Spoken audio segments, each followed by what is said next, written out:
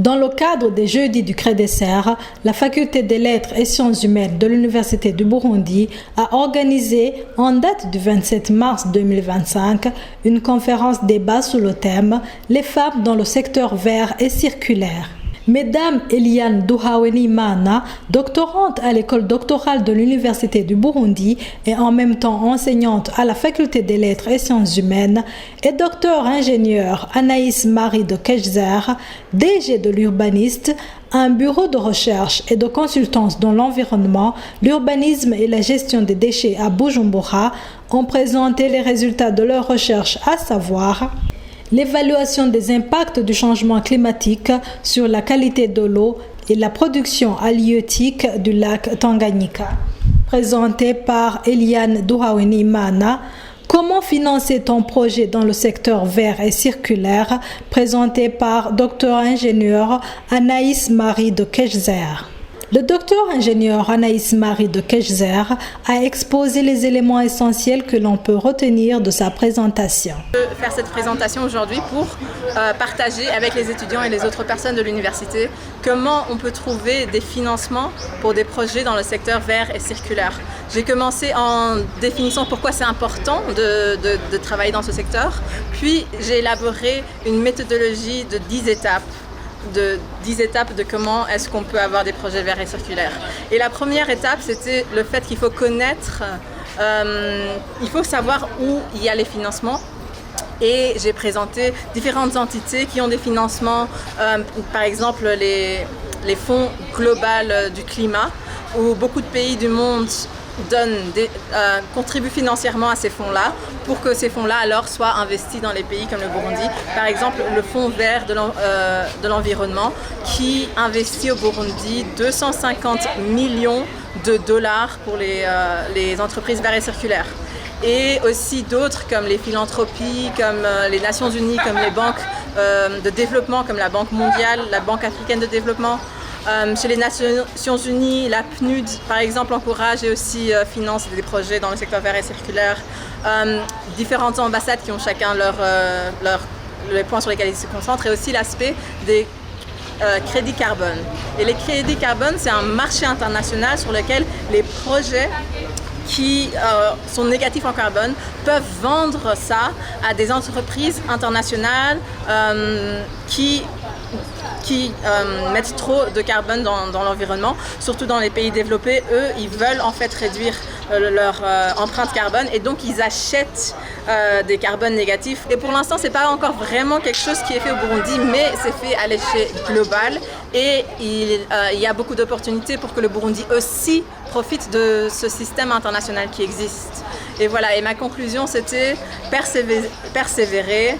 Allez-y, avancez, vous n'avez pas besoin de vos financements propres, vous n'avez pas besoin d'être innovant, vous n'avez pas besoin de faire des inventions techniques folles. Tout ce qu'il faut faire, c'est choisir un projet, il faut avancer et persévérer et voilà, toquer sur les bonnes portes et l'argent est là. Il a en plus partagé aux jeunes entrepreneurs burundais les différentes possibilités de financement de leurs projets. Ce que je vous conseille, c'est par exemple d'utiliser maintenant avec l'intelligence artificielle, par exemple DeepSeek ou ChatGPT, vous pouvez très facilement demander à ChatGPT j'ai envie de faire un projet d'innovation technologique dans l'agriculture, quelle entité pourrait financer ce projet-là? Et directement, ça va vous donner des réponses. Ah, dans ce cas-là, allez peut-être voir l'ambassade des Pays-Bas ou la Banque mondiale ou la PNUD. Et très concrètement, ChatGPT peut vous aider à sélectionner spécifiquement quelle est l'entité qui pourra vous financer à base du projet que vous avez. Donc ça, vraiment, je vous encourage d'utiliser la technologie. C'est gratuit. Il faut juste pouvoir aller sur Internet. Et c'est facile. Et on a accès maintenant à ces genres de technologies et d'outils-là. Utilisez-les. Aussi, donc la présentation que j'ai donnée aujourd'hui, je vais l'envoyer aux personnes de l'université, essayer de la voir si ça vous intéresse et n'hésitez pas aussi de me contacter si vous pensez que peut-être je pourrais vous aider. Quant à Madame Eliane Duhawenimana, elle a montré la différence entre la pollution anthropique et celle due au changement climatique. Parler de changement climatique, c'est au cours d'une file, donc des années. C'est-à-dire qu'on va compter si pour dire qu'il y a un changement dans le climat, ça va prendre 30 ans pour dire qu'ici il y a un changement. Alors vous comprenez que pendant 30 ans, il y a beaucoup d'éléments qui interviennent. Alors par rapport au changement, donc à la pollution anthropique, commençons d'abord par exemple par la pollution de l'air ou bien la pollution atmosphérique. Alors elle est causée par quoi?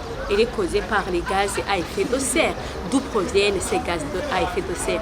Alors normalement, le globe terrestre a le pouvoir, donc quand il y a le rayonnement solaire et qu'il y a le réchauffement reflété dans l'atmosphère, on a ces gaz à effet de serre qui sont naturels.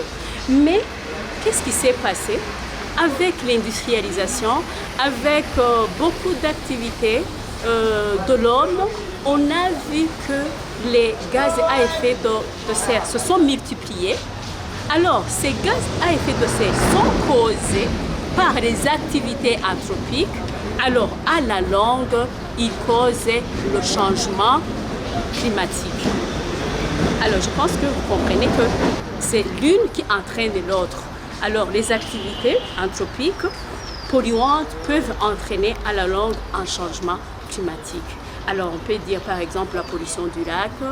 Si on laisse par exemple les déchets, donc les déchets liquides dans le lac Tanganyika sans les traiter, ça c'est la pollution du lac.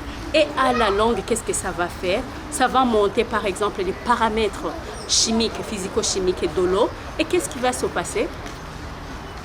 À un moment donné, cette localité, là on parle du lac ou bien dans un autre écosystème, ça va varier et ça va changer. Et après, à un moment, on va dire qu'il y aura eu un changement climatique. Il n'a pas manqué de proposer toute une série de solutions pour remédier à la pollution anthropique. Il y a des problèmes. Quand il y a des problèmes, il faut chercher comment remédier à ces problèmes. Par exemple, on a un problème comme la déforestation. S'il y a la déforestation, c'est-à-dire qu'il n'y a pas d'infiltration, le meilleur moyen, c'est de replanter, reboiser, par exemple.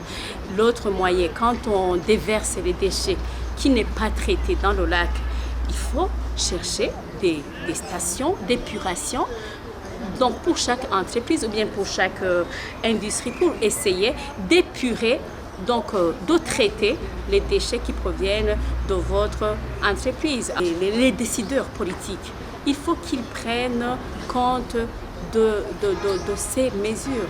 Il faut qu'ils prennent compte de ces facteurs qui provoquent la pollution. Par exemple, si on laisse les constructions, par exemple, au bord de l'eau, au bord du lac Tanganyika, vous comprenez qu'à la longue, si on ne prend pas de décision adéquate, ça va se répercuter sur les écosystèmes naturels. Alors, il faut planter, par exemple, des arbres, il faut bien gérer ces ressources, chercher à utiliser les énergies renouvelables. Par exemple, comme on l'a dit, utiliser par exemple les voitures électriques, utiliser l'énergie solaire, utiliser l'énergie éolienne pour essayer de réduire les gaz à effet de serre.